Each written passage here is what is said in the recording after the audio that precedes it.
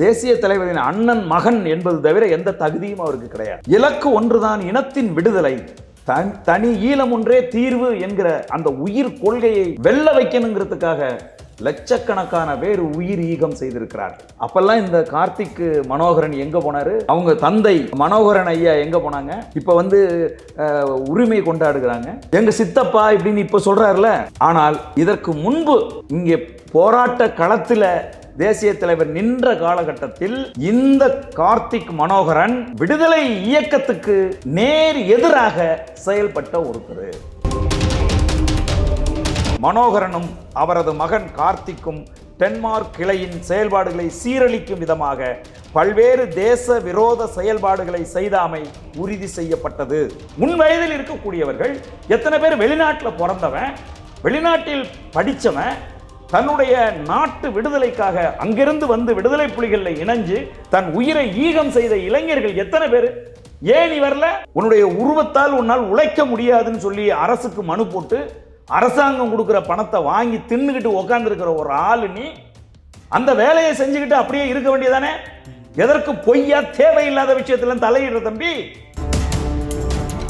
அவர் அங்கிருந்து எழுந்து என்னமோ பெரிய தியாகி மாதிரியும், என்னமோ தனி ஈழம் ஒன்றே தீர்வு என்கிற உயிர் கொள்கையை கையில எடுத்துக்கிட்டு நிக்கிறது மாதிரியும் இணையதளங்கள்ல உட்கார்ந்துக்கிட்டு பேட்டி நீங்க கொடுக்கறதுனால தான், தொலைக்காட்சிக்கு பேட்டி கொடுக்கறதுனால தான் இன்றைக்கு இந்த உண்மைகளை எல்லாம் பேச வேண்டியிருக்கு. இன்னும் நிறைய இருக்கு. தேசிய தலைவர் என்ன திமுக கட்சியா வாரிசு அரசியல் நடத்துறதுக்கு? அப்படியா தங்களுடைய பிள்ளைகளை உருவாக்கி வச்சிருந்தாரு? நான் தான் பெயில் எடுத்தேன் என்று RS பாரதி அவர்கள் பேசுறாங்க. வெக்கமான சூடு சொரணை இல்லாம இவ்வளவு பெரிய பொய்யை ஒரு கட்சியின் மிகப்பெரிய பொறுப்புல இருக்கிற ஒரு ஆள் சொல்றாரு. உலகம் முழுமைக்கும் பரவி வாழும் வள்ளுவம் தொலைக்காட்சி சொந்தங்கள் அனைவருக்கும் வணக்கம். அரசியல் பேசு நிகழ்ச்சிக்கு உங்களை வரவேற்பதில் மகிழ்ச்சி. இன்று நம்மோடு நேர்காணல் இணைந்திருக்கிறார் நாம் தமிழர் கட்சியினுடைய மாநில பொறுப்பாளர் சோழன் மு. களஞ்சியம் அவர்கள். வணக்கம். வணக்கம். நல்லா இருக்கீங்களா? நல்லா இருக்கு தம்பி. தேசிய தலைவருடைய அண்ணன் மகன் சொல்லிட்டு ஒருத்தர் இப்போ சமூக வலைதளங்கள்லையும் சரி ஊடகங்கள்லையும் சரி தொடர்ந்து பேட்டி அளிச்சுட்டு நாம் தமிழர் சீமானுக்கும் நாம் தமிழருக்கும் கண்டனத்தை தெரிவிக்கிறாரு. அதை எப்படி பார்க்குறீங்க? தொடர்ந்து இந்த கண்டன பதிவுன்றது ஒரு தேசிய தலைவருடைய அண்ணன் மகன் வைக்கிறது நாம் தமிழர் கட்சிக்கு ஏதாவது பாதிப்பை ஏற்படுத்தும்னு நீங்கள் நினைக்கிறீங்களா? இல்லை, இதை நம்ம ஆழமாக பார்க்க வேண்டிய தேவை நமக்கு இருக்கு. ஒன்று, யார் அந்த கார்த்திக் மனோகரன்?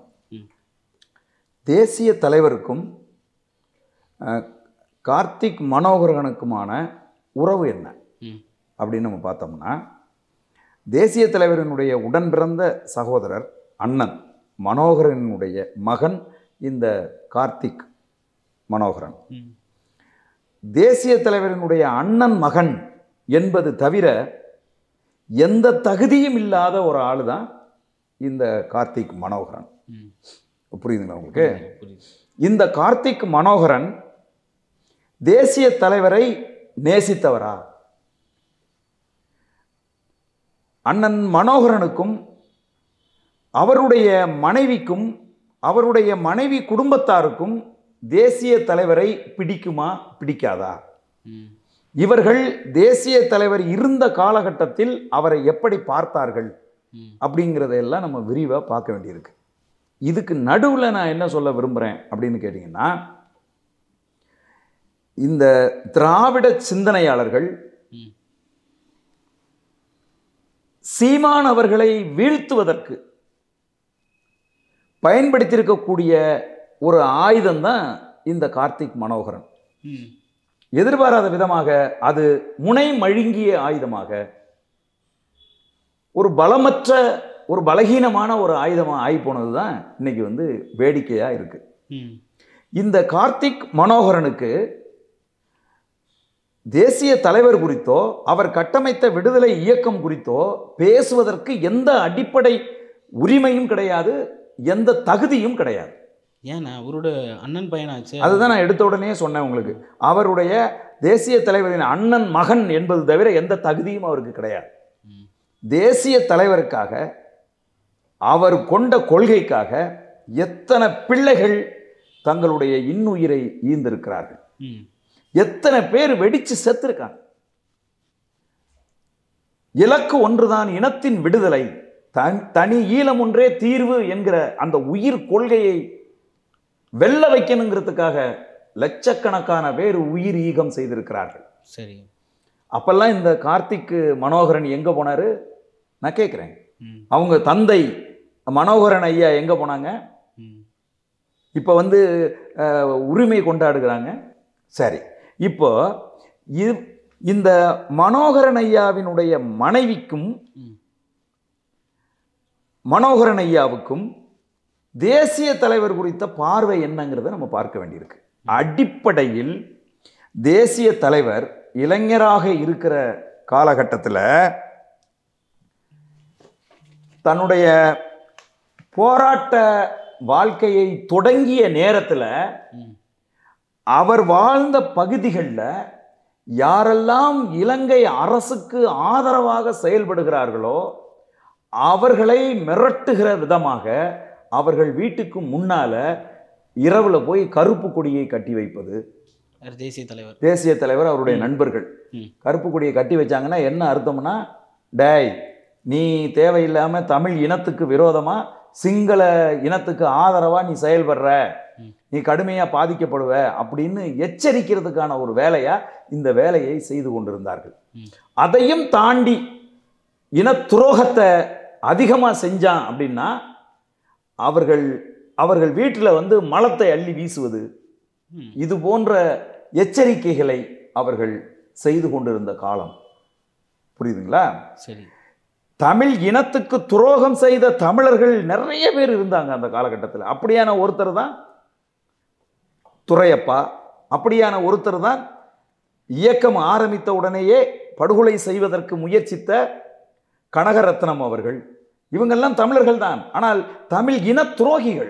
சிங்களவர்களோடு உடன்பட்டு போய் சிங்கள இனவாதத்துக்கு துணை போனவர்கள் அவர்கள் எல்லாம். அப்படி சிங்கள இனவாத கட்சி, சிங்கள பேரினவாத கட்சி தமிழர்களை அழித்து ஒழிக்க வேண்டும், தமிழர்களை அந்த நிலப்பரப்பில் இருந்து விரட்ட வேண்டும் என்று நினைத்த ஒரு கட்சி தான் லங்கா சம சஜாய கட்சி. லங்கா சம சஜாய கட்சி. இந்த கட்சி ஒரு சிங்கள பேரினவாத கட்சி. இந்த கட்சியினுடைய மிக முக்கியமான உறுப்பினராக இருந்தவர் சிவராஜா என்கிற ஒரு தமிழர். அந்த சிவராஜா என்கிற தமிழர் யாரு அப்படின்னு கேட்டீங்கன்னா, ஐயா மதிப்புக்குரிய மனோகரன் இருக்காரு பாருங்க, தேசிய தலைவரோட அண்ணன், அவருடைய மனைவியின் அப்பா. புரியுது? மனோகரன் அண்ணனுடைய மனைவியினுடைய அப்பா சிவராஜா. சிவராஜா யாரு அப்படின்னு கேட்டா அவர் ஒரு தமிழின விரோதி, லங்கா சமசஜாய கட்சியினுடைய மிக முக்கியமான செயற்பாட்டாளர். இது இந்த மனோகரன் அவர்களுக்கு திருமணம் நடக்கிறதுக்கு முன்னாடி தலைவருக்கு இந்த விஷயம் தெரிந்ததால் அவரை சிவராஜை பலமுறை எச்சரித்திருக்கிறார். அவர் வீட்டில் கருப்பு கொடி கட்டி இருக்கிறார். இது சிவராஜுக்கும் அவருடைய குடும்பத்தாருக்கும் இந்த தேசிய தலைவர் என்று சொன்னாலே அவர்களுக்கு சுத்தமா பிடிக்காது. காலம் என்ன செய்யுது அப்படின்னா, அந்த வீட்டில் இருக்கிற ஒரு பொண்ணை இங்க மனோகரன் அவர்களுக்கு திருமணம் செய்து வைக்கப்படுது. ஆகவே அந்த பெண்ணுக்கும் மனோகரனுடைய மனைவிக்கும் தேசிய தலைவரை சுத்தமா பிடிக்காது. இதுதான் இவர்கள் தேசிய தலைவரை தொடக்கத்தில் இருந்து வெறுத்ததுக்கும் அவரோடு ஒட்டாமல் போனதற்கும் அவர்கள் ஊரை விட்டு கிளம்பி டென்மார்க்குக்கு போனதுக்கும் அடிப்படையான காரணங்கள் இதுதான். அவர்களின் மகனாய் இருக்கிற கார்த்திக் மனோகரனுக்கு மட்டும் எங்க சித்தப்பா இப்படின்னு இப்ப சொல்றாருல, ஆனால் இதற்கு முன்பு இங்கே போராட்ட களத்தில் தேசிய தலைவர் நின்ற காலகட்டத்தில் இந்த கார்த்திக் மனோகரன் விடுதலை இயக்கத்துக்கு நேர் எதிராக செயல்பட்ட ஒருத்தர். என்னன்னா சொல்றீங்க? இவர் போய் நேர் எதிராக செயல்பட்டாரு. என்ன பண்றாங்க, டென்மார்க்ல இவங்க குடியேறிய பிறகு டென்மார்க்ல இருக்கக்கூடிய தமிழர்களை ஒருங்கிணைத்து அங்க வந்து நம்முடைய தமிழ் மொழியை கற்றுக் கொடுக்கணும். இளைய தலைமுறை பிள்ளைகள் தமிழ் மொழி தெரியாமல் ஆயிடக்கூடாது. ஒரு தேசிய இனத்தின் முதல் முகவரியே வந்து மொழிதான் அப்படின்னு சொல்லி தமிழர்கள் எந்தெந்த நாட்டிலெல்லாம் வாழ்கிறார்களோ அந்தந்த நாட்டிலெல்லாம் ஒரு தமிழ் பள்ளிக்கூடம் தொடங்கி இளைய பிள்ளைகளுக்கு தமிழ் மொழி கற்றுக் கொடுக்கணுங்கிற ஏற்பாட்டை தேசிய தலைவர் முன்னெடுத்தார். அந்த அடிப்படையில் டென்மார்க்கிலும் ஒரு பள்ளிக்கூடம் திறக்கிறாங்க. அந்த பள்ளிக்கூடத்துல இருக்கக்கூடிய ஆசிரியர்களை, அங்கே படிக்கிற மாணவர்களை மிரட்டுவது, எங்க சித்தப்பா கிட்ட சொல்லி கொடுத்து உங்களை வேலையை விட்டு தூக்கிடுவேன் அப்படிங்கிறது, தான் சொல்வதை தான் அவங்க எல்லாரும் கேட்கணும், தனது கட்டுப்பாட்டில் அந்த பள்ளி இயங்கணும் அப்படிங்கிற முயற்சியை இந்த கார்த்திக் மனோகரன் முன்னெடுத்திருக்கார். அத அந்த அந்த விடுதலை இயக்கம் இருக்குல்ல, தேசிய தலைவரினுடைய போராளிகள் இருக்காங்கல்ல, அவங்க கூப்பிட்டு பல தடவை கண்டிச்சிருக்காங்க.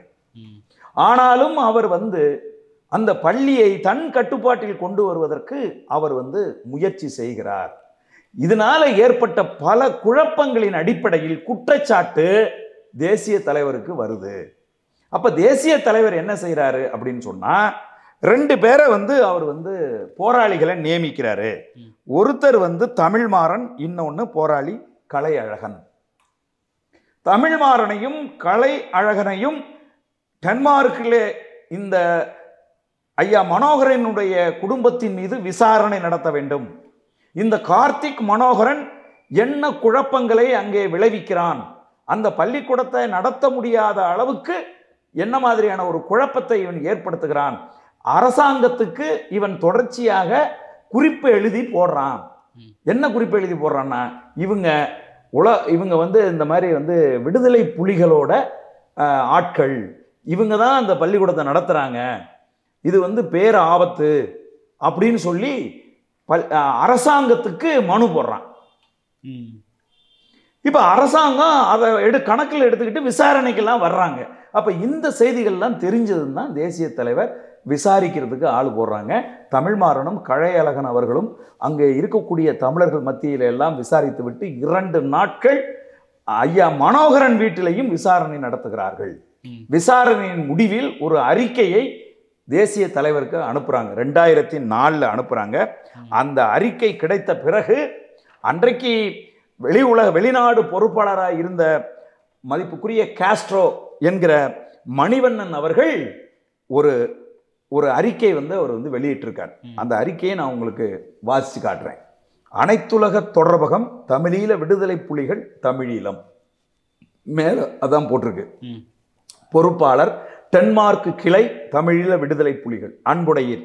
டென்மார்க் கிளை தமிழீழ விடுதலை புலிகள் செயற்பாட்டிற்கு இடையூறு விளைவித்தாமை தொடர்பாக அது போறாங்க. டென்மார்க் கிளையின் செயல்பாடுகளை குழப்பும் விதமாக வேலுப்பிள்ளை மனோகரனும் அவருடைய மகன் கார்த்திக் மனோகரனும் செயல்படுகிறார்கள் என்ற தகவல் எனக்கு கிடைத்ததை அடுத்து நேரடியாக விடயத்தை விசாரணை செய்து அறிக்கை தருமாறு போராளிகளான தமிழ்மாறன், கலையழகன் ஆகியோரை டென்மார்க்கு அனுப்பினேன். அவர்கள் இருவரும் கிளை செயற்பாட்டாளர்களிடமும் ஆதரவான மக்களிடமும் இவ்விடயம் தொடர்பாக நீண்ட விசாரணை நடத்தினார்கள்.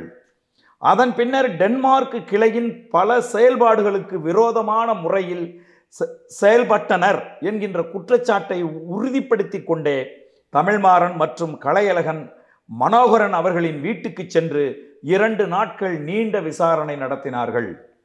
இதன் அடிப்படையில் மனோகரனும் அவரது மகன் கார்த்திக்கும் டென்மார்க் கிளையின் செயல்பாடுகளை சீரழிக்கும் விதமாக பல்வேறு தேச விரோத செயல்பாடுகளை செய்தாமை உறுதி செய்யப்பட்டது. அதன் பின்னர் எமது போராளிகளால் டென்மார்க்கில் இருந்து ஒரு முழுமையான அறிக்கை எனக்கு கிடைத்தது. நானும் தலைவரும் ஆலோசனை செய்த பின்னரே நான் இந்த முடிவுக்கு வந்துள்ளேன்.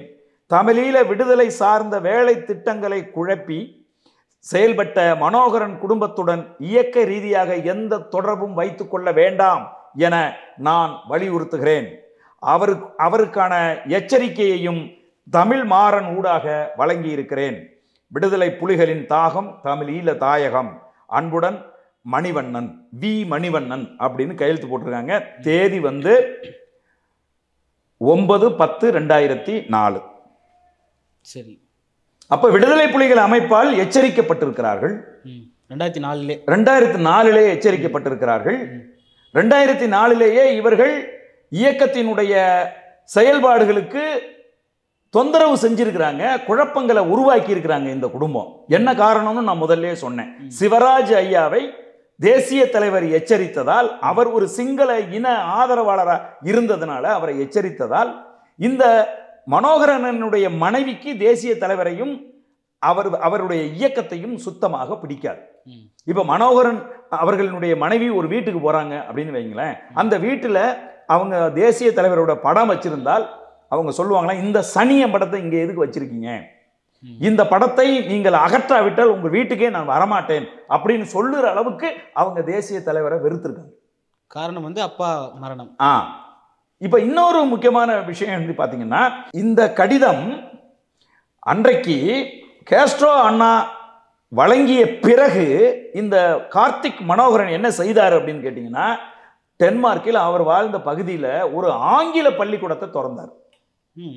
நீங்க தமிழ் பள்ளிக்கூடம் தானே நடத்துறீங்க, அதற்கு விரோதமா நான் ஒரு ஆங்கில பள்ளிக்கூடம் தொடங்கி அதுல தமிழ் பிள்ளைகளுக்கு நான் ஆங்கிலம் படிக்கிறேன் அப்படின்னு சொல்லி ஒரு ஆங்கில பள்ளிக்கூடத்தை தொடங்கின ஒரு ஆளு தான் இந்த கார்த்திக் மனோகரன். தமிழ் இன விரோதி. புரியுதா உங்களுக்கு? சுத்தமா அவருக்கு தேசிய தலைவரையும் பிடிக்காது, புலிகளினுடைய செயல்பாடும் பிடிக்காது, தமிழ் மொழியும் பிடிக்காது, தமிழர்களையும் பிடிக்காது. புரியுதுங்களா உங்களுக்கு? இந்த செயல்பாட்டை எல்லாம் பார்த்த பிறகு தமிழர்கள் அந்த குடும்பத்தோட தங்களுடைய தொடர்பை கொஞ்சம் கொஞ்சமா துண்டிக்க ஆரம்பிச்சாங்க. அந்த டைம்ல இந்த கார்த்திக் மனோகரன் ஒரு பெரிய காரியம் ஒன்று செய்கிறார். அது என்ன செய்கிறாருன்னா, தமிழர் புனர்வாழ்வு கழகம் அப்படின்னு ஒரு அமைப்பு டென்மார்க்ல இருக்கு.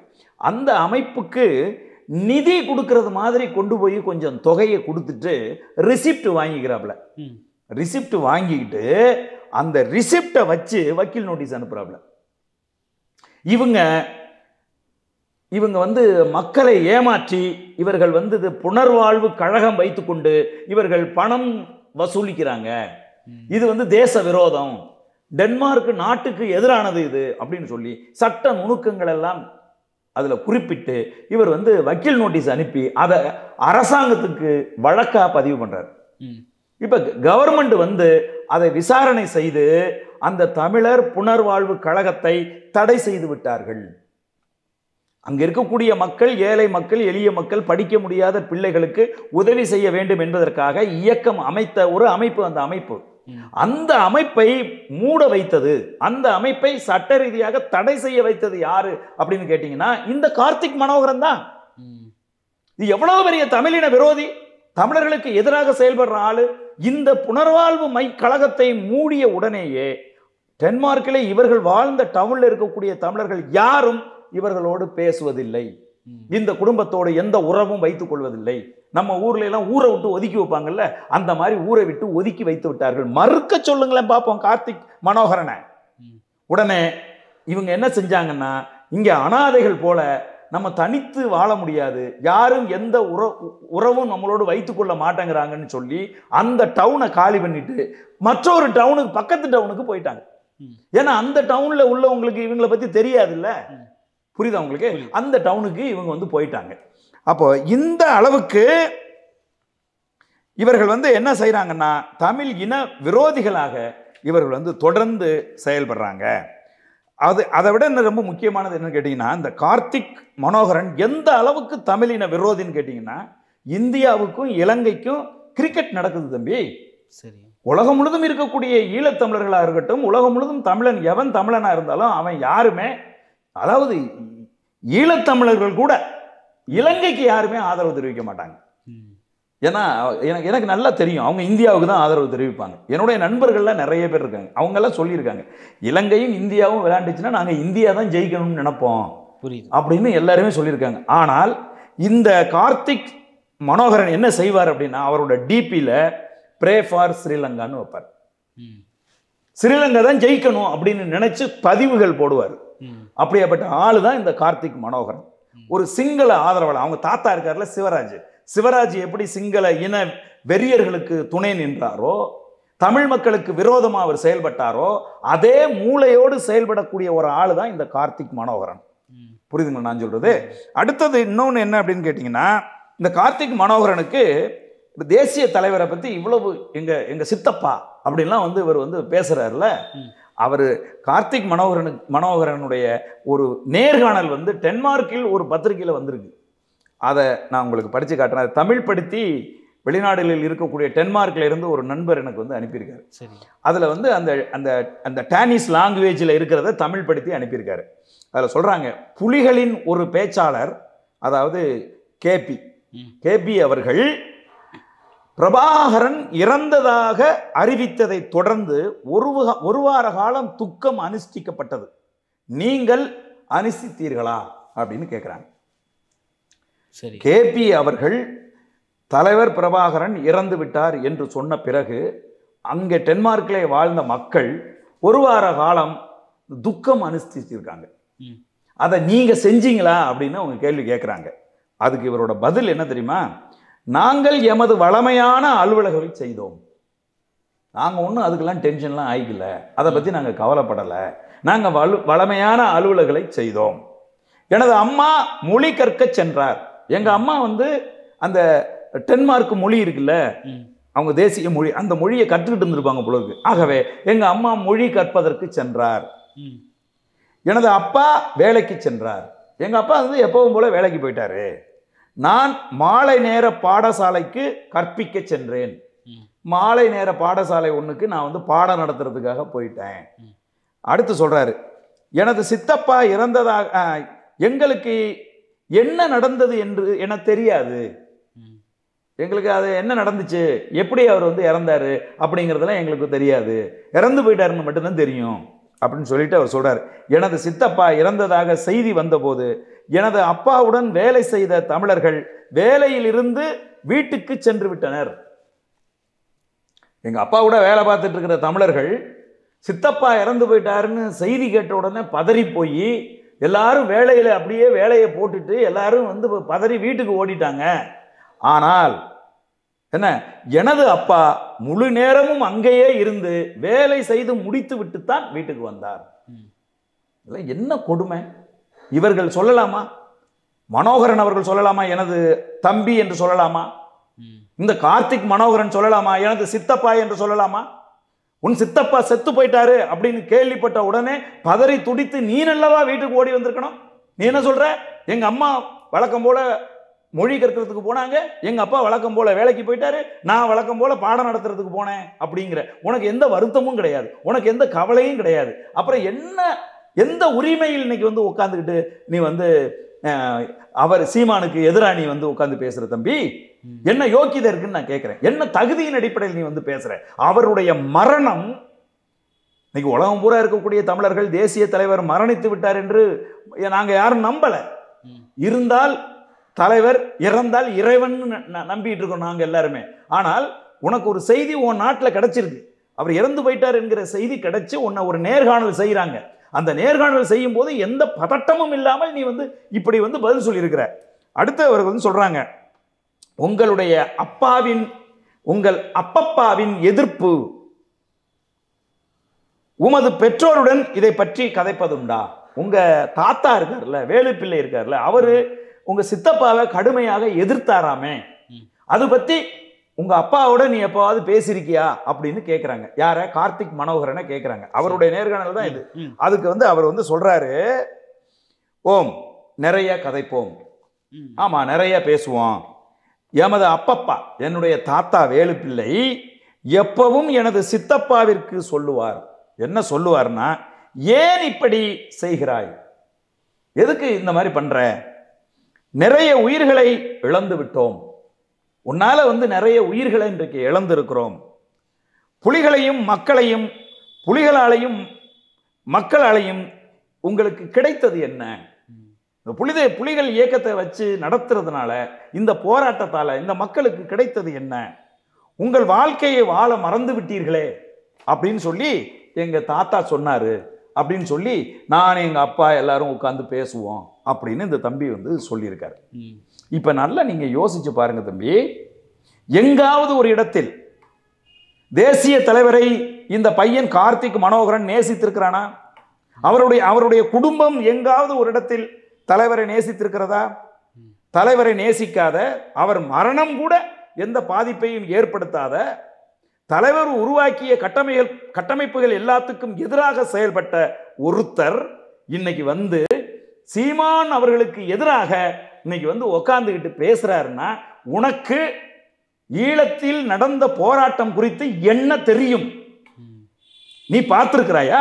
உன் வயதில் இருக்கக்கூடியவர்கள், உன் வயதில் இருக்கக்கூடியவர்கள் எத்தனை பேர் வெளிநாட்டில் பிறந்தவன், வெளிநாட்டில் படித்தவன், தன்னுடைய நாட்டு விடுதலைக்காக அங்கிருந்து வந்து விடுதலை புலிகளில் இணைஞ்சு தன் உயிரை ஈகம் செய்த இளைஞர்கள் எத்தனை பேர்?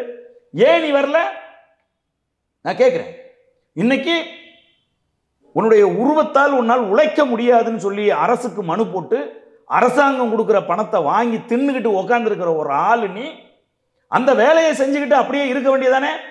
எதற்கு பொய்யா தேவையில்லாத விஷயத்துல தலையிடுற தம்பி? விடுதலை புலிகளுடைய புரோட்டோகால் உனக்கு தெரியுமா? நான் கேட்கிறேன். விடுதலை புலிகளுடைய புரோட்டோகால் உனக்கு தெரியுமா? தேசிய தலைவர் எப்படி ஒருத்தரை சந்திப்பார் அப்படிங்கிறது உனக்கு தெரியுமா? யார் சொன்னது உனக்கு? எப்படி தெரியும் உனக்கு? நான் கேட்கிறேன். வந்து வியக்கியானம் பேசுவதற்கான எந்த தகுதியும் இல்லாத ஒரு ஆளு கார்த்திக் மனோகரன். இதோட நீங்க வந்து நிறுத்திக்கிறணும். புரியுதுங்களா? இதுக்கு மேலேயும் நாங்கள் வந்து சில உண்மைகளை நாங்கள் பேச வேண்டிய நேரம், பேச வேண்டிய தேவையை நீங்கள் உருவாக்க கூடாது என்று நான் நினைக்கிறேன். புரியுதுண்ணா. என்னதான் இருந்தாலுமே வந்து நீங்க தமிழின துரோகி, தமிழின விரோதின்னு சொல்ற அளவுக்கு அவரு அதுக்கான ஆளு தானா? ஏன்னா குடும்பத்துக்குள்ள 1000 சிக்கல்கள் இருக்கலாம், பேசாம இருக்கலாம். இல்ல அவருடைய மரணம் உங்களுக்கு பாதிக்காம தம்பி, இது வந்து திராவிட கட்சி இல்ல தம்பி. வாரிசு அரசியல் வர்றதுக்கு சரி, இது வந்து ஒரு விடுதலை இயக்கம். புரியுதுங்களா? அந்த விடுதலை இயக்கத்தின் தலைவர் தனது பிள்ளைகளை பயிற்சி கொடுத்து களத்தில் இறக்கி போராளிகளாக மாற்றி ஈகம் செய்த ஒரு தலைவன் கட்டமைத்த பேர் இயக்கம் இந்த இயக்கம். இந்த இயக்கத்தை உரிமை கொண்டாடுவதற்கோ இந்த இயக்கம் குறித்து விமர்சிப்பதற்கோ யாருக்கும் தகுதி கிடையாது. இதுல இது ஏன் சித்தப்பா அப்படின்னு சொல்லிட்டு இங்க வந்து உரிமை கொண்டாடுவதற்கு உங்களுக்கு என்ன தகுதி இருக்குன்னு நான் கேட்கிறேன். நீங்கள் என்றைக்கும் மதிக்காத ஒரு மனிதர், அவர் கட்டமைத்த அந்த இயக்கம் குறித்து தவறான அபிப்பிராயம் இருக்கக்கூடிய ஒரு ஆள். நீங்க எந்த அடிப்படை தகுதியோட வந்து உட்கார்ந்துகிட்டு இங்க வந்து செந்தமிழன் சீமான் அவர்கள் என்ன செஞ்சிருக்காருன்னு தெரியுமா? சீமானுடைய வாழ்க்கையை ரெண்டா பிரிக்கணும். ஈழத்துக்கு செல்வதற்கு முன்னால் சீமான், ஈழத்துக்கு சென்ற பிறகு கொஞ்சம் கொஞ்சமாக தன்னை மாற்றிக்கொண்டு தன்னை வந்து அப்படியே ஒரு பாம்பு சட்டையை உரிக்கிறது மாதிரி ஒரு கருத்தியல் ரீதியாக தன்னை வடிவமைத்து கொண்ட ஒரு மனிதனாக வந்து இன்னைக்கு இந்த நிலப்பரப்பில் இருந்த திராவிடம் என்கிற ஒரு பெரிய சித்தாந்தத்தை, யாராலும் அசைக்க முடியாது என்ற இருந்த சித்தாந்தத்தை, யாராலும் அசைக்க முடியாது என்று இருந்த திராவிட சித்தாந்தத்தை, தேசிய தலைவரின் தமிழ் தேசிய சித்தாந்தத்தை முன்வைத்து அடித்து நொறுக்கி இன்றைக்கு இந்த நிலப்பரப்பில் ஒரு பெரும் புரட்சியை உருவாக்கி எழுந்து நிற்கிற ஒருத்தர் தான் அண்ணன் செந்தமிழன் சீமான். அவரை நீங்க வீழ்த்துவதற்கு நீங்கள் ஆயுதமா? உங்களுக்கு மனச்சாட்சி இல்லையா? இதை செய்யலாமா? அண்ணன் சீமான் அவர்கள் ஈழத்துக்கு வந்தது உண்மை, அங்கே தங்கியிருந்தது உண்மை, 22 நாட்களுக்கு மேலாக அங்கே தங்கியிருந்தது உண்மை, தேசிய தலைவரை சந்தித்தது உண்மை, அவரோடு புகைப்படம் எடுத்தது உண்மை, அவரோடு அமர்ந்து உணவு உண்டது உண்மை. புரியுதுங்களா? அங்க இருக்கக்கூடிய போராளிகளோடு தொடர்ந்து பயணிச்சது உண்மை. இப்படி எல்லா உண்மைகளும் இருக்க, அதே மாதிரி அவர் அங்கிருந்து வந்ததுக்கு அப்புறமா தேசிய தலைவரை முன்வைத்து அவருடைய கொள்கைகளை, அவருடைய கருத்துக்களை மேடைக்கு மேடை பேசி இளைய தலைமுறை பிள்ளைகளினுடைய மனதை கவர்ந்து இங்க வந்து ஒரு பெரிய ஒரு புரட்சியை வந்து இங்க வந்து உருவாக்கி இன்னைக்கு வந்து ஒரு பெரும் சக்தியா தலை நிமிர்ந்து நிற்கிறார். அவர் பேசுகிற போது தன்னுடைய தலைவன் குறித்த ஒரு கட்டமைப்பை உருவாக்குகிற போது கொஞ்சம் முன்ன பின்ன பேசத்தையா செய்வான். அது உனக்கு என்ன பிரச்சனைங்கிறேன் நான். உனக்கு என்ன பிரச்சனை? அண்ணன் செந்தமிழன் சீமான் அவர்கள் தன்னுடைய அனுபவங்களை தன்னுடைய தம்பிகளிடம், தன்னுடைய தங்கைகளிடம் மேடையிலே பகிர்ந்து கொள்ளுகிற போது அது கொஞ்சம் முன்ன பின்ன இருந்தா உங்களுக்கு என்ன பிரச்சனைன்னு நான் கேட்கிறேன். இல்ல, அவர் சந்திச்சதெல்லாம் கூட மறுக்கல. அவர் வந்திருக்கலாம், சந்திச்சிருக்கலாம், படம் எடுக்க போயிருக்கலாம் சொல்றாரு.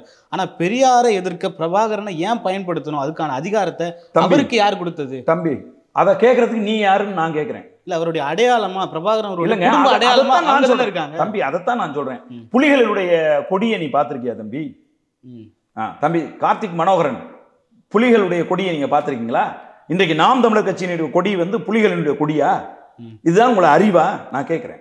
இல்ல, ஒரு மாவீரர் நாளில் குறிப்பிட்றாரு. மாவீரர் நாளில் எங்களோட கொடியை, எங்களோட பாடலை அவங்க பயன்படுத்துறதுக்கான அதிகாரத்தை அவங்களுக்கு யார் கொடுத்தது? உலகம் பூரா இருக்கிற தமிழர்கள் பயன்படுத்துவதற்கான உரிமை எங்களுக்கு இருக்கு. தமிழன் என்று இந்த பூமி பரப்புல யாரெல்லாம் இருக்கானோ அவனுக்கெல்லாம் மாவீரர்களை போற்றுகிற உரிமை எங்களுக்கு இருக்கு. மாவீரர் நாள் பாடலை போட்டு அழுது கதறுவதற்கான உரிமை எங்களுக்கு இருக்கு. அதை இல்லைன்னு சொல்றதுக்கு நீங்க யாரு? தலைவர் இருக்கிற காலகட்டத்தில் ஒதுக்கி வைக்கப்பட்ட நீங்கள், தலைவர் வெறுத்த நீங்கள், எங்களுடைய தேசிய இன சிக்கலுக்குள் நீங்கள் நுழையக்கூடாது என்று எச்சரிக்கப்பட்ட உங்கள் குடும்பம் இதை கேள்வி கேட்கறதுக்கு உங்களுக்கு என்ன தகுதி இருக்குன்னு நான் கேட்கிறேன். எங்களுக்கு உரிமை இருக்கு. உலகம் முழுதும் வாழுற தமிழன், ஒரு தமிழன் ஒரு இடத்தில் இருந்தா கூட மாவீரர்களுக்கு நினைவு அஞ்சலி செலுத்துகிற போது 6 மணி 5 நிமிடத்திற்கு அந்த பாடலை ஒலிக்க விட்டு கதறி அழுவதற்கு, மாவீரர்களுக்கு நினைவஞ்சலி செலுத்துவதற்கான உரிமை அந்த ஒத்த தமிழனுக்கு இருக்கு. அதை இல்லைன்னு சொல்றதுக்கு நீ யார்? ரொம்ப இந்த மாதிரி எல்லாம் பேசினால் மிகவும் மரியாதை குறைந்து உலகத் தமிழர்கள் முன்னாடி அவமானப்பட்டு நிற்க வேண்டியிருக்கும். மாவீரர்களை நினைவு கூறுவதை தடுக்கிறதுக்கு பாக்குறீங்களா? நீங்கள் யாரு? யாரு உங்க பின்னாடி நிற்கிறது? உங்களை வழிநடத்துறது யாரு? இப்படி மோசமாக வழிநடத்துவது யாரு? ஒரு தேசிய இனத்தினுடைய சிக்கலை முன்வைத்து அந்த தேசிய இனத்தின் விடுதலைக்காக போராடிய ஒரு தலைமையை ஏற்று இன்றைக்கு களத்தில் நின்று கொண்டிருக்கக்கூடிய ஒருத்தனை போற்றுவதற்கு பதிலாக அவனை தூற்றுகிறதற்கு உங்களுக்கு எப்படி மனசு வந்துச்சுன்னு நான் கேட்கிறேன். சீமான் அவர்களை பேசிட்டா, சீமான் அவர்களை விமர்சிச்சுட்டா தமிழின துரோகி ஆயிடுவாங்களா? 100% நான் தமிழின துரோகி. இது தமிழ் மொழிக்கு எதிராக நீ செயல்பட்டிருக்க. டென்மார்க்கில் நடந்த தமிழ் பள்ளிக்கூடத்தை மூட வச்சதுக்கு எல்லா முயற்சிகளையும் நீங்க மேற்கொண்டிருக்கீங்க. டென்மார்க்கில் இருக்கிற தமிழர் புனர்வாழ்வு கழகத்தை நீங்க மூட வச்சிருக்கிறீங்க. புரியுதா உங்களுக்கு? அங்க இருக்கக்கூடிய தமிழர்களை சித்தப்பாட்ட சொல்லி நான் உங்களெல்லாம் தண்டிச்சிருவேன்னு சொல்லி மிரட்டி இருக்கீங்க. இதையெல்லாம் கேள்விப்பட்டு விசாரணை நடத்தி விடுதலை புலிகள் அமைப்பு இருக்கிற காலகட்டத்தில் 2004 உங்களை ஒதுக்கி வச்சிருக்காங்க. நீங்க தமிழ் இயக்கத்தினுடைய செயல்பாட்டில் இருக்கிறவங்க யாரும் உங்களோட தொடர்புல போகக்கூடாதுன்னு சொல்லியிருக்காங்க. ஏன் சொன்னாங்க? தமிழ் இனத்துக்கு விரோதமா செயல்படுறீங்கிறதுனால தானே சொன்னாங்க. அப்ப தமிழ் மொழிக்கு விரோதமா, அவர்கள் கட்டமைத்த புனர்வாழ்வு கழகத்துக்கு விரோதமா, விடுதலை புலிகள் அமைப்புக்கு விரோதமா செயல்படுற ஒருத்தரை என்னன்னு சொல்வீங்க? நான் கேட்கிறேன். சொல்றாரு அவரு, விடுதலை புலிகளுடைய தலைவர் 18 வயதுக்கு உள்ளே இருக்கக்கூடிய இளம் சிறார்களை போராளிகளை பயன்படுத்தினார்னு பேட்டி கொடுத்திருக்காரு டென்மார்க்ல இந்த கார்த்திக் மனோகரன். அதற்கான ஆதாரங்கள்லாம் இன்னைக்கு இருக்கு. புரியுதுங்களா? இவர் வாயை மூடிக்கிட்டு சும்மா டென்மார்க்லேயே இருந்திருந்தால் இவற்றை குறித்தெல்லாம் பேச வேண்டிய தேவை இன்றைக்கு நமக்கு ஏற்பட்டிருக்காது. ஆனால் அவர் அங்கிருந்து எழுந்து என்னமோ பெரிய தியாகி மாதிரியும், என்னமோ தனி ஈழம் ஒன்றே தீர்வு என்கிற உயிர் கொள்கையை கையில எடுத்துக்கிட்டு நிக்கிறது மாதிரியும் இணையதளங்கள்ல உட்காந்துக்கிட்டு பேட்டி நீங்க கொடுக்கறதுனாலதான், தொலைக்காட்சிக்கு பேட்டி கொடுக்கறதுனாலதான் இன்றைக்கு இந்த உண்மைகளை எல்லாம் பேச வேண்டியிருக்கு. இன்னும் நிறைய இருக்கு. அவற்றையெல்லாம் நாங்கள் நாகரிகம் கருதி பேசாம இருக்கோம், ரகசியம் கருதி நாங்கள் பல விடயங்களை பேசாம இருக்கோம். கார்த்திக் மனோகரன், இதோடு நீங்கள் நிறுத்திக் கொள்ளுங்கள். தமிழக அரசியல் என்பது வேறு. கார்த்திக் மனோகரனுக்கு தெரியுமா? நான் சொல்றேன், தமிழ்நாட்டில் இன்றைக்கு பேரறிஞர்கள், ஈழத்து பேரறிஞர்கள் எல்லாம் இன்றைக்கு தமிழ்நாட்டில் இருக்காங்க. தமிழ்நாட்டின் ஆகச்சிறந்த ஊடகவியலாளர்கள் எல்லாம் இன்றைக்கு தமிழ்நாட்டில் இருக்காங்க. மிகப்பெரிய போராளிகள் எல்லாம், தளபதிகள் எல்லாம் தமிழ்நாட்டில் இருக்காங்க. ஆனா அவங்கெல்லாம் யாரும் உயிரே போனாலும் தமிழக அரசியலில் தலையிட மாட்டார்கள். நாங்களும் பெரியாரும் சண்டை போட்டுக்கிட்டா உனக்கு என்னப்பா? உனக்கு என்ன? இல்ல பெரியாருக்கு எதிராக ஏன் எங்க சித்தப்பாவை முன்னிறுத்தணும்? தம்பி, எங்க சித்தப்பா வச்சு அரசியல் பண்ற அதிகாரம் எங்க சித்தப்பான்னு சொல்லுவதற்கான தகுதி இல்லைங்கிறத நாம நிறைய விளக்கி சொல்லிட்டேன். அது தகுதி இல்லை அப்படிங்கிறத அறிக்கையாவே விடுதலை புலிகள் 2004 கொடுத்துட்டாங்க. அவர் கூடுதலா இன்னொன்னு சொல்றாரு, சரி எங்க சித்தப்பாவை கூட விடுங்க, தேசிய தலைவரை நீங்க இன்னொரு தேசியத்துக்கு பயன்படுத்துறதுக்கான அதிகாரம் யார் கொடுத்தா? இப்ப அதே தேசிய தலைவரை நான் டென்மார்க்ல பயன்படுத்தி ஒரு கட்சி ஒரு கொடி அப்படின்னு வைக்க முடியுமா? ஏன் நீ வைக்கிறதும் வைக்காததும் ஓன் விருப்பம். வைக்க முயற்சி நாங்க முயற்சி பண்ணிருக்கோமே. ஒரு தேசிய தலைவரை நாங்க வைக்க கூடாதுன்னு சொல்றதுக்கு நீ யாரு? கார்ல் மார்க்ஸை இங்க யாரும் கொண்டாடலையா? அவர் ஜெர்மனில பிறந்தவர். நம்ம விடுதலை போராட்டத்தையே அவர் கையில ஒப்படைச்ச மாதிரி சீமான் பேசுறது ஏற்புடையதா இல்ல. விடுதலை போராட்டத்துக்கு அவருக்கு சம்பந்தமே கிடையாது.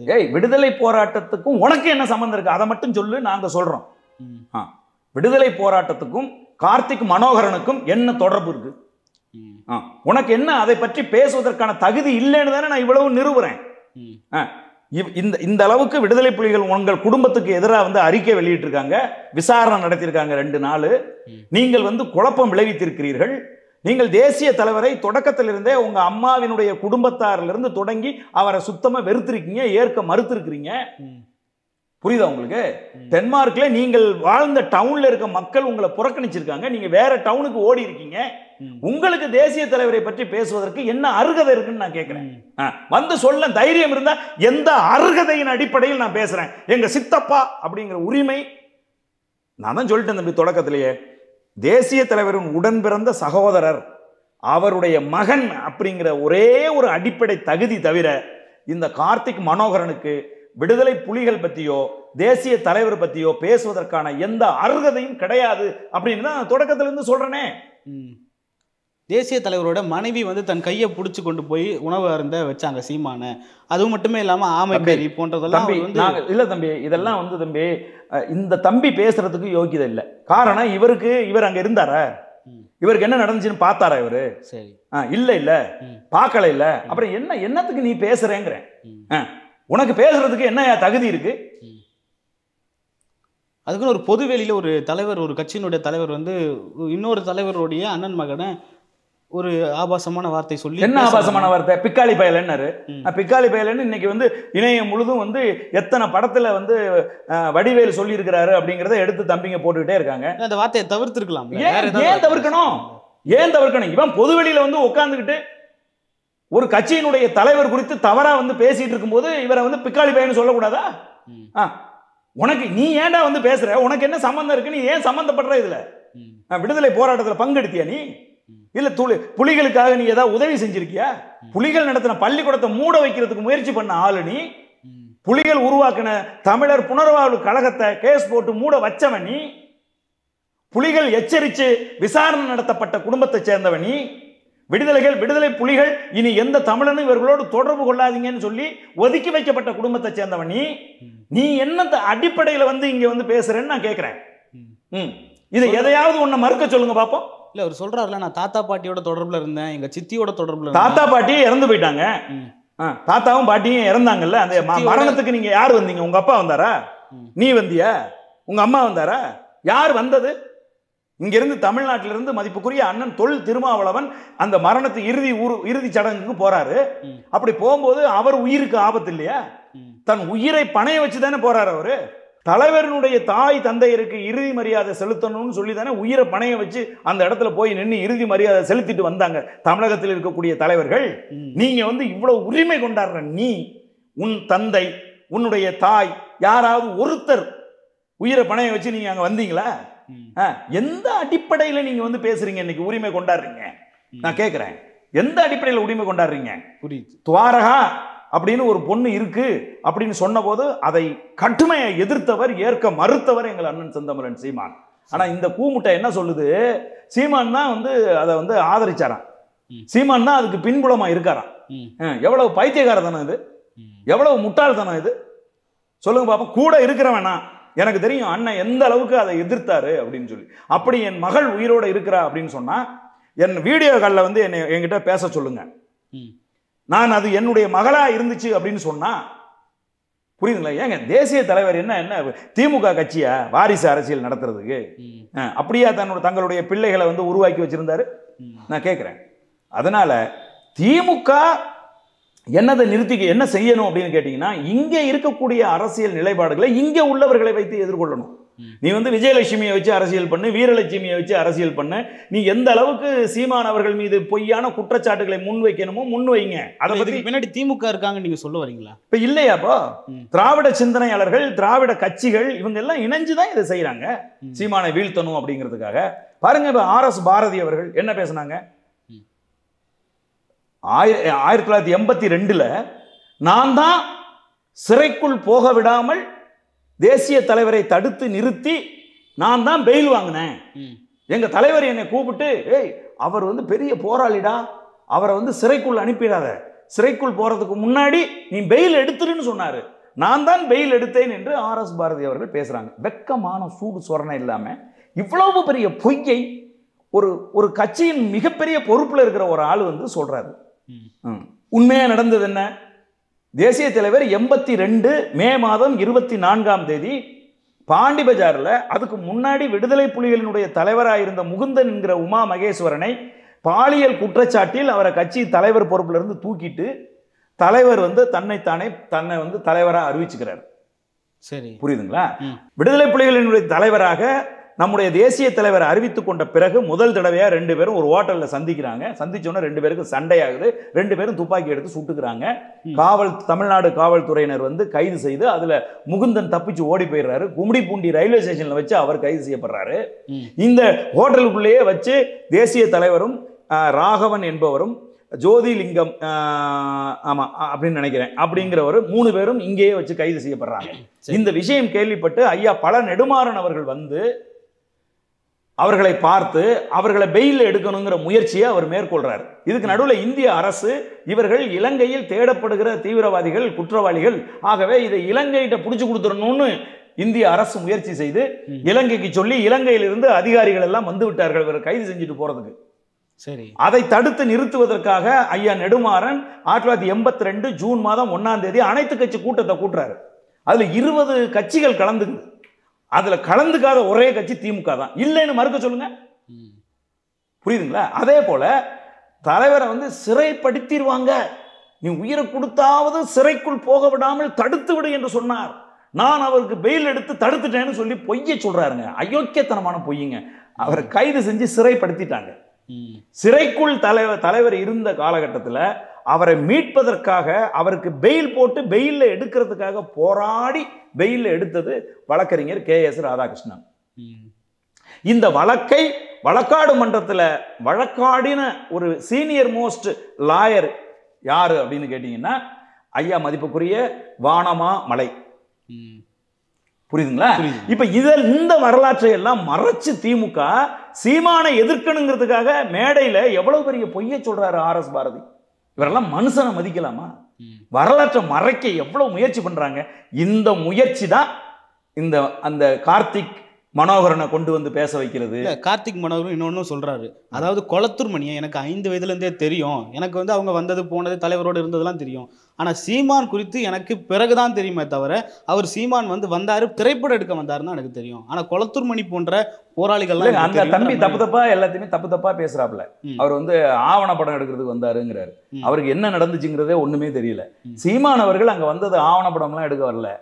அவங்க வந்து ஒரு படம் வந்து தொடங்குறதா இருந்தாங்க. அந்த படத்தை ஒரு முறையான ஒருத்தரை வைத்து தொடங்க வேண்டும் என்று தேசிய தலைவர் விரும்பினார்.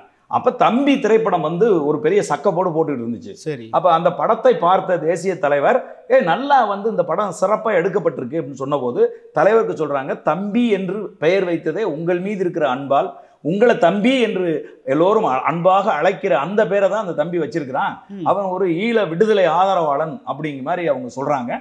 சொன்னதும் அந்த டைரக்டரை கூட்டிட்டு வந்து கிளாப் அடிச்சு நீங்க வந்து படத்தை தொடங்குங்கன்னு சொல்லி அப்படித்தான் சீமானை வந்து அழைத்து கொண்டு சென்றார்கள். அவர் அங்க போய் அவர் அந்த கிளாப் அடிச்சு தொடங்கி வைத்து விட்டு உடனே திரும்பி வந்துடல. அங்க 22 நாட்களுக்கு மேலாக அங்க தங்கியிருந்து பல்வேறு செயல்பாடுகள் எல்லாம் பார்த்து அது பண்ணி இது பண்ணி தேசிய தலைவரையும் பார்த்து பேசி இருந்து விட்டு தான் அவர் வந்து இங்க வந்தார். புரியுதா உங்களுக்கு சொல்றது? அப்ப அந்த செய்திகளை கூட தவறா சொல்றாரு அவர். அவருக்கு ஒரு இளவும் தெரியல. எப்போ என்ன கொளத்தூர் மணியை 5 வயசுல இருக்குன்னு தெரியும்னு சொன்னியோ அப்பவே எங்களுக்கு புரியுது ஒரு விஷயம். அது என்ன, அண்ணன் கொளத்தூர் மணி அவர்கள் தான் இந்த கார்த்திக் மனோகரனுடைய பின்புலத்தில் இருந்து பேச வைக்கிறாரு அப்படிங்கிறது நாங்கள் புரிந்து கொள்ளுகிறோம். புரியுதா நான் சொல்றது? அதனால தம்பி நான் வந்து ஒன்னே ஒண்ணுதான் சொல்றேன், ஈழ அரசியல் அண்ணன் சீமானால் பின்னுக்கு தள்ளப்படவில்லை. அன்னைக்கு ஈழத்துல 1.5 லட்சம் தமிழர்கள் கொன்று குவிக்கப்பட்ட போது ஐயா மதிப்புக்குரிய கலைஞர் கருணாநிதி அவர்கள் ஒரு உண்ணாவிரத நாடகத்தை கடற்கரையில் நிகழ்த்திய போது இன்றைக்கு சீமான் உருவாக்கி வைச்சிருக்கக்கூடிய இந்த பேரெழுச்சி அன்றைக்கு இருந்திருந்தால் அந்த 1.5 லட்சம் பேரினுடைய மரணம் தடுக்கப்பட்டிருக்கும், யுத்தம் தடுத்து நிறுத்தப்பட்டிருக்கும். ஆனால் அன்றைக்கு இது போன்ற ஒரு பேரெழுச்சி கொண்ட ஒரு பெரும் கூட்டம் உருவாக்கப்படலை. அன்னைக்கு நிறைய பேர் வந்து தேசிய தலைவரை பார்த்தாங்க, தேசிய தலைவரோட உட்காந்து சாப்பிட்டாங்க, தேசிய தலைவரோட உட்காந்து பேசினாங்க, ஒன்னா தூங்குனாங்க.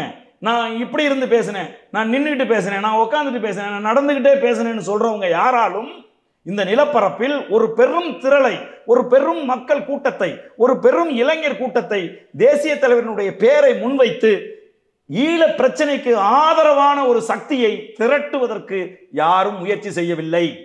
அந்த முயற்சியை இந்த நிலப்பரப்பில் செஞ்சு தேசிய தலைவரை முன்வைத்து இன்றைக்கு ஈழ ஆதரவு நிலைப்பாட்டில் லட்சக்கணக்கான இளைஞர்களை அணிதிரட்டி வைத்திருப்பது அண்ணன் செந்தமிழன் சீமான் மட்டும்தான். புரியுதுங்களா? அப்படி இன்னைக்கு அதே மாதிரியான ஒரு சூழல் இன்றைக்கு ஏற்பட்டுச்சுன்னா தமிழ்நாடு இன்னைக்கு எப்படி கொந்தளிக்கும் யோசிச்சு பாருங்க. இதையெல்லாம் தான் தம்பி கார்த்திக் மனோகரன் புரிந்து கொள்ள வேண்டும். சும்மா யாரோ சொல்லி கொடுக்குறாங்கிறதுக்காக வந்து பேசக்கூடாது. வரலாற்றை முழுதுமாக புரிந்து கொண்டு பேசு. அறிவும் ஆற்றலும் இருந்துச்சுன்னா 1.5 லட்சம் தமிழர்கள் கொன்று குவிக்கப்பட்ட போது இங்க தமிழ்நாட்டில் எந்த சலனமும் இல்லாமல் தமிழன் இருந்தானே. ஏன்? தமிழன் திராவிடனா தமிழனா என்கிற உணர்விற்று கிடந்தானே. புரியுதா உங்களுக்கு? ஆனால் இன்றைக்கு அந்த யுத்தம் நடந்திருந்தால் சீமானுடைய இந்த எழுச்சி லட்சக்கணக்கான தம்பிகள் படையெடுத்து போயிருப்பான் ஈழத்துக்கு. குறைஞ்சபட்சம் ராமேஸ்வரத்தில் நின்று கதறதாவது செஞ்சிருப்பான். லட்சக்கணக்கான பேர் திரண்டு நின்று இருந்தால் இலங்கை அரசு திகைச்சு போயிருக்கும். இந்திய அரசு உடனே அந்த போரை தடுத்து நிறுத்த வேண்டும், உள்நாட்டு கலவரம் வெடிக்க போகுதுன்னு பயந்திருக்கும். இந்த சூழலை அன்னைக்கு இருந்த யாருமே ஏற்படுத்தல. இன்றைக்கு அண்ணன் செந்தமிழன் சீமான் ஏற்படுத்தியிருக்காரு. இந்த அரசியல் எல்லாம் உனக்கு புரியாது தம்பி. நீ உன் வீடு உன் அப்பா உன் அம்மாவோட நிறுத்திக்க. இந்த மாதிரி பொது வெளியில் வந்து பொது விஷயங்களை பேசுவதை நாங்கள் உலகத் தமிழர்கள் யாரும் விரும்பவில்லை. உலகம் முழுதும் இருக்கக்கூடிய தமிழர்கள் உங்களுக்கு எதிராக நிற்கிறார்கள் என்பதை நீங்கள் புரிந்து கொள்ளுங்கள். கார்த்திக் மனோகரன், பல்வேறு கருத்துக்களை பகிர்ந்து கொண்டதுக்கு நன்றி அண்ணா. மற்றும் ஒரு காணொளி சந்திப்போம். நன்றி. மிக்க மகிழ்ச்சி. நன்றி. வணக்கம் தம்பி. நன்றி.